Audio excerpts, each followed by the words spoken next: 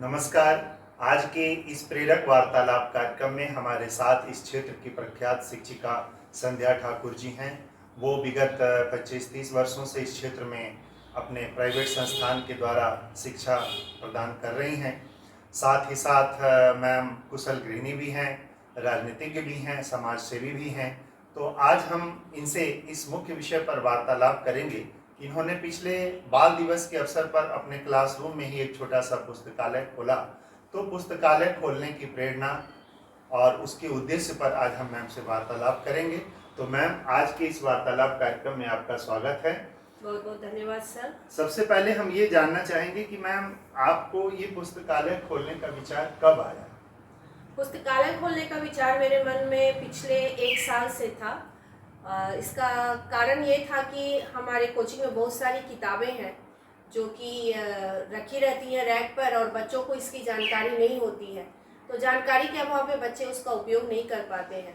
तो ये उद्देश्य था कि इन पुस्तकों के बारे में बच्चों को पता चले कि हाँ, कोचिंग में ये पुस्तकें हैं विभिन्न विषयों की, साइंस, मैथ, इंग्लिश ग्रामर के बुक जो कि काफ़ी महंगे होते हैं और अलग अलग पब्लिशर्स के हैं। तो बच्चे इनका लाभ उठाएं, इस उद्देश्य से मैंने सोचा कि एक लाइब्रेरी खोली जाए जिसमें इन पुस्तकों को रखा जाए और बच्चों को इसके बारे में जानकारी दी जाए कि हाँ भाई, आप यहाँ से किताबें ले जा कर के आप घर में पढ़ सकते हैं। तो इससे क्या होगा कि बच्चों को जो है वो बहुत सारी एक ही टॉपिक पर बहुत सारे राइटर्स के बुक मिल जाएंगे। तो बस यही एक उद्देश्य था इसको शुरू करने का। तो आप इतने लंबे समय से अध्यापन कार्य कर रही हैं, तो इतने देर बाद, लगभग 25 सालों बाद आपके मन में ये ख्याल का आना, ये एक उत्सुकता जाहिर करता है कि इतने दिन बाद आपके मन में ये विचार क्यों आया? हाँ, ये भी सही है। 25 साल से मैं हूँ अध्यापन के क्षेत्र में, लेकिन साथ साथ पारिवारिक जिम्मेदारियाँ थी, बच्चे की पढ़ाई थी और उस समय हमारे कोचिंग का कंस्ट्रक्शन वर्क भी चल रहा था। तो फाइनली जब बच्चे की पढ़ाई कंप्लीट हो गई और वो पढ़ने के लिए बाहर चली गई और जिम्मेदारियां कुछ कम हो गई, तो जब भी मैं अपने मेरी जो बेटी है वो भी नॉवेल्स पढ़ने की काफ़ी शौकीन है। तो मैं उन किताबों को जब कभी भी झाड़ती रखती साफ करके साल में एक बार, तो उसे याद तो करती थी, प्लस ये भी लगता था कि ये किताबें जो है ऐसे ही पड़ी हुई हैं। या फिर मैं कोचिंग के भी किताबों को जब एक बार फिर से साल में एक बार हम उसे व्यवस्थित करते थे तो लगता था कि इतनी सारी किताबें हैं और ये ऐसे ही पड़ा रहता है। तो इसलिए जब मुझे फुर्सत मिला तो मन में ये हुआ कि इसकी किताबों को एक जगह दी जाए, एक नाम दी जाए, ताकि इसका उपयोग अधिक से अधिक हो, बच्चे पढ़ें और इसका लाभ उठाएं। तो इसलिए देर से ही सही, लेकिन मैंने इसकी शुरुआत की। हाँ, बहुत अच्छा। मैम, अगला सवाल मैं ये चाहूँगा कि आप शुरुआत स्तर में किताबों की व्यवस्था कैसे कर पाएँ? इतनी किताबें आप कहाँ से लाएँ? शुरुआती स्तर में अगर बात की जाए तो एक तो हमारे कोचिंग में जो पब्लिशर्स होते हैं वो बुक दे के जाते हैं बच्चों को पढ़ाने के लिए कि हाँ, हमारा बुक ट्राई कीजिए। तो वो बुक हमारे पास ऑलरेडी बहुत सारे हैं, ग्रामर्स के बुक हैं, साइंस के हैं और एसएसटी है, हिंदी ग्रामर है, इंग्लिश ग्रामर है, जीके के बुक हैं, बहुत सारी किताबें हैं ऐसी। तो इसलिए किताबों की दिक्कत नहीं हुई। तो ये तो हो गई पढ़ाई से संबंधित किताब। उसके बाद चूँकि हम लोग शिक्षा के क्षेत्र से जुड़े हुए, तो हमारे शहर में भी बहुत सारे ऐसे साहित्यकार हैं, रचनाकार हैं जो कि किताबें लिखते हैं और जब हम उनके कार्यक्रम में जाते हैं तो वो मुझे अपनी किताबें जो हैं वो भेंट करते हैं। तो उसे लाने के बाद, पढ़ने के बाद तो वो वैसे ही रखा रहता है। तो मैंने वैसे सारे, कुछ हमारे उसमें स्टूडेंट्स की भी किताबें हैं, तो मैंने वैसे सारी किताबों को भी एक जगह व्यवस्थित किया कि बच्चों को मैं बता सकूं कि हाँ, हमारे कोचिंग के भी बच्चे जो हैं वो रचनाकार हैं, किताबें लिखते हैं। और आपके सर का भी इसमें किताब था, मिलिंद सर जी का दिया हुआ किताब, फिर अशोक सुंदरसी सर जी हैं। तो ऐसे जितने भी साहित्यकार लोग हैं, डॉक्टर अनीता शर्मा हैं, इनके जब हम लोग किताब के उद्घाटन कार्यक्रम में जाते हैं तो ये अपनी एक प्रति हमें भेंट करते हैं। तो साहित्य से संबंधित किताब इस तरह से व्यवस्थित हो गई। और जहाँ तक आपका स्टोरी बुक की बात है, तो मैंने बताया कि बेटी मेरी पढ़ने की काफ़ी शौकीन है। तो उसके जो नॉवेल्स है जो वो 7-8 में पढ़ा करती थी, मैंने उन सारे नॉवेल्स को एक जगह जमा किया। उसके बाद हम लोग भी शुरू में पढ़ाई प्रेमचंद की किताबें हो गई या महादेवी वर्मा की किताबें हो गई, बुक फेयर जाते थे तो लेकर आते थे, वो सारी किताबें पढ़ी हुई थी। तो ऐसी जितनी भी किताबें जो कि हम पढ़ चुके थे और जिनसे कुछ बच्चे सीख सकते, मैंने उन सारी किताबों को एक जगह किया और एक छोटी सी लाइब्रेरी की शुरुआत जी, की शुरुआत में आप किन बच्चों को ये किताबें दे पाती हैं? अभी शुरुआत में मैं इसे सिर्फ 8 और 9 के बच्चों को दे रही हूँ। 8 और 9 के बच्चों को देती हूँ क्योंकि 10 के बच्चों, मतलब अपने कोचिंग के ही बच्चों को हाँ, फिलहाल अभी आप फिलहाल मैं अपने कोचिंग के ही बच्चों को देती हूँ। लेकिन जो +2 से ऊपर के 11-12 के बुक है, वो जो हमारे कोचिंग से पास आउट बच्चे हैं वो ले जा सकते हैं, ले जाकर पढ़ाई करते हैं, ले भी जाते हैं। बहुत सारे बच्चे नहीं हैं, 2-3 बच्चे ही हैं, लेकिन ले जाते हैं। तो यदि आपके माध्यम से लोगों को पता चले तो अच्छी बात है कि जो बच्चे 10th कर चुके हैं और 11-12 में कंपटीशन एग्ज़ाम की तैयारी कर रहे हैं, खासकर बीटेक की, तो उनके लिए बहुत सारी किताबें हैं यहाँ हमारे पास। तो वो यहाँ से आकर ले जाएं, उसका लाभ उठाएं और तैयारी में उसका उपयोग। बच्चों की पुस्तकों का ले जाना, लाना, इन सब का प्रबंधन आप कैसे करते हैं? इसके लिए मैंने एक रजिस्टर रखा है और बच्चों को जो मैं किताबें हैं वो शनिवार के शनिवार दिया करती हूँ। हर शनिवार को, मैं सारा दिन नहीं दे सकती क्योंकि मेरा क्लास भी रहता है। तो वैसे सारे बच्चों का मैंने कॉन्टैक्ट नंबर भी लिख के रखा हुआ है और जिनको मैं बुक देती हूँ, और उसमें मैं एंट्री करती हूँ सीरियल नंबर, जिस दिन मैंने इशू किया बुक, और फिर रिटर्न का डेट कॉलम, और फिर बुक का नाम। तो बच्चे जब ले जाते हैं तो उसमें मैं वो डेट लिख देती हूँ जिस दिन वो ले गए हैं, और जब रिटर्न करते हैं तो रिटर्निंग डेट मैं फिर उसमें डाल देती हूँ। तो अभी पुस्तकालय खोले मैम काफ़ी ज़्यादा दिन नहीं हुआ है, कुछ ही महीने हुए हैं, फिर भी आप जो संचालन कर रही हैं, तो आप बच्चों में उस शुरुआती रुझान क्या पाती हैं पुस्तकालय के प्रति, पुस्तक के प्रति? जब मैंने शुरुआत की थी उस समय तो बच्चों में काफ़ी रुझान था, बच्चे किताबें ले गए, लेकिन धीरे धीरे वो रुझान कुछ कम हो गया है। और जो बच्चे नेचुरली जो पढ़ने में रुचि रखते हैं, वो वैसे बच्चे जो है वो अभी भी कंटिन्यू कर रहे हैं। अब तो नई बैच की शुरुआत हो गई है, तो 1 अप्रैल से जो नया बैच स्टार्ट होगा उसमें मैं फिर से एक बार नए बच्चों को अपने लाइब्रेरी के बारे में जानकारी दूंगी और फिर देखते हैं कि उनका रुचि कैसा रहता है इस नए लाइब्रेरी और इसके किताब को लेकर के। मैम, एक सवाल उठता है ऐसे समय में जब अभी आर्टिफिशियल इंटेलिजेंस का जोड़ है, सोशल मीडिया का जोड़ है और बच्चों तक यूट्यूब और नेटवर्क के द्वारा सारी किताबें उनके हाथों में उपलब्ध है, वैसे स्थिति में ये जो फिजिकल लाइब्रेरी है जिसमें पुस्तकें फिजिकल फॉर्म में हैं और लाइब्रेरी है और यहाँ आकर पढ़ना, तो आप इसका क्या लाभ पाती हैं? एआई और जो अभी वर्तमान में जो सोशल मीडिया है उसके बनिस्पत इस लाइब्रेरी का क्या लाभ?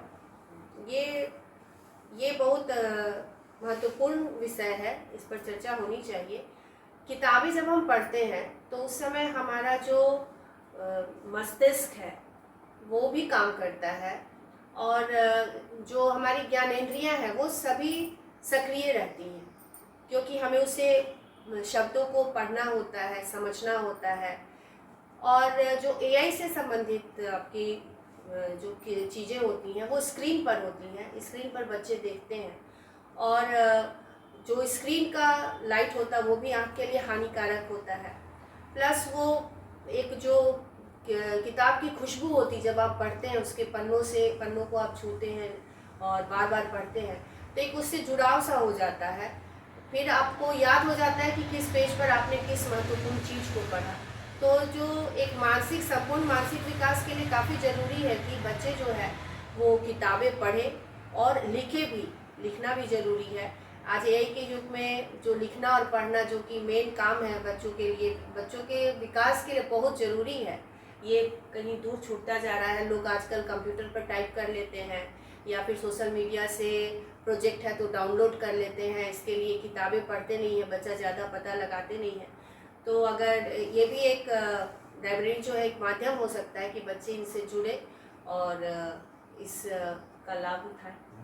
मैम, एक सवाल और उठता है कि बच्चे आज जब विद्यालय जा रहे हैं तो उन पे जो सिलेबस के भार हैं, उनको विज्ञान पढ़ना है, उनको गणित पढ़ना है, हिंदी, अंग्रेजी, सामाजिक विज्ञान, ये सारी किताबें पढ़नी हैं, तो उसके अतिरिक्त इस लाइब्रेरी की क्या उपयोगिता है?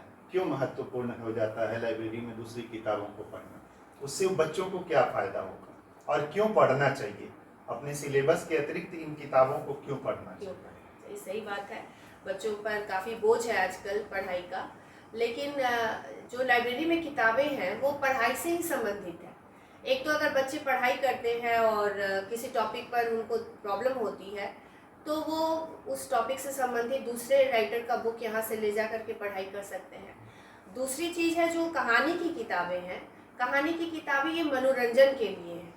और दूसरी चीज़ है कि जब आप किताबें पढ़ते हैं तो आपको शब्द का ज्ञान होता है और उस शब्द के ज्ञान के कारण जो आपकी भाषा है, बोलने की भाषा जो है वो प्रभावशाली होती है। जब आप कोई पढ़ा लिखा आदमी बोलता है तो उसमें जो उनके शब्दों का चयन होता है वो आपको आकर्षित करती है।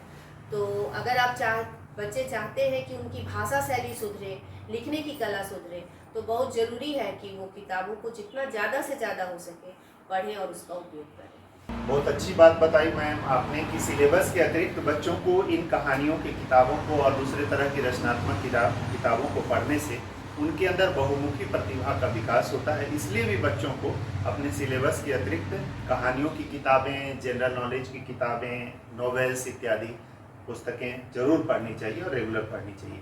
मैम एक आखिरी सवाल है कि आप ये जो पुस्तकालय चला रही हैं तो अभी फ़िलहाल निःशुल्क चला रही है या कोई शुल्क भी ले रही है? नहीं, अभी जो हमारा पुस्तकालय है ये निःशुल्क ही है और आगे भी ये निःशुल्क ही रहेगा। अगर इसमें किसी को सहयोग कोई करना चाहे तो वो किताबें खरीद के भले देना चाहे तो दे सकते हैं, नहीं तो ये हमारा जब तक चलेगा और जितने भी बड़े स्तर तक पहुंच जाए मैं इसे निःशुल्क ही रखूंगी। फिलहाल ये सुविधा मैंने खाली केवल अपने कोचिंग के बच्चों के लिए रखी है जो कि कोचिंग से पढ़ाई करते हैं। अगर हमें ज़्यादा बुक हो जाए और सुविधाएं बढ़ जाएंगी और जब हमें ऐसा लगेगा कि हाँ हम बाहरी बच्चों को भी ये सुविधा या बाहरी लोगों को भी ये सुविधा दे सकते हैं तो उस दिन ये सुविधाएं भी बढ़ाई जाएंगी। और आज केवल बच्चों के लिए है यहाँ किताबें, मेरी ये कोशिश होगी कि आगे इसमें महिलाओं के लिए भी किताबें हों, महिलाएं जो होती हैं वो भी अपना कुछ समय यहाँ आकर के किताबों के बीच बिता सके, ऐसी मेरी इच्छा है। और अगर प्रभु का आशीर्वाद रहा तो एक दिन जरूर ये मेरी इच्छा पूरी हो जाएगी। जरूर आपके मन की इच्छा जरूर पूरी हो, क्योंकि समाज में किताब और पढ़ाई शिक्षा ही एक ऐसा माध्यम है जो समाज को कई कुरीतियों से अलग करता है। तो आप शिक्षा के साथ साथ समाज में ये जो सेवा दे रही हैं ये बहुत ही अनमोल सेवा है और निःशुल्क देने की जो आप बात कर रही हैं तो उसमें आपको काफ़ी मदद मिले और आपकी योजना सफल रहे।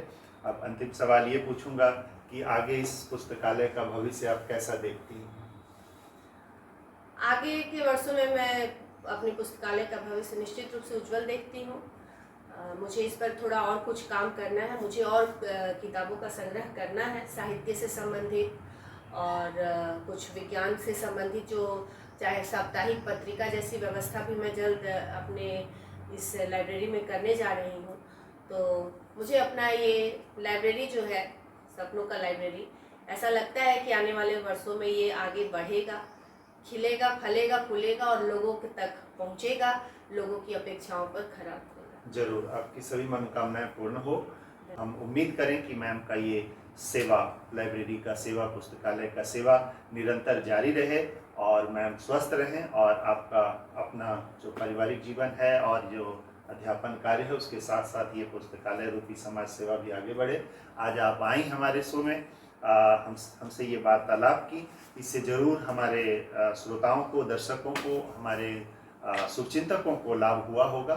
तो इन्हीं के साथ आज का वार्तालाप यहीं समाप्त करते हैं। फिर हम अगले वार्तालाप में ऐसे ही एक महान प्रेरक व्यक्तित्व जिन्होंने समाज के विकास में अग्रणी भूमिका निभाई है उनसे हम वार्तालाप करेंगे। तब तक के लिए आप सबको धन्यवाद, शुक्रिया। धन्यवाद सर।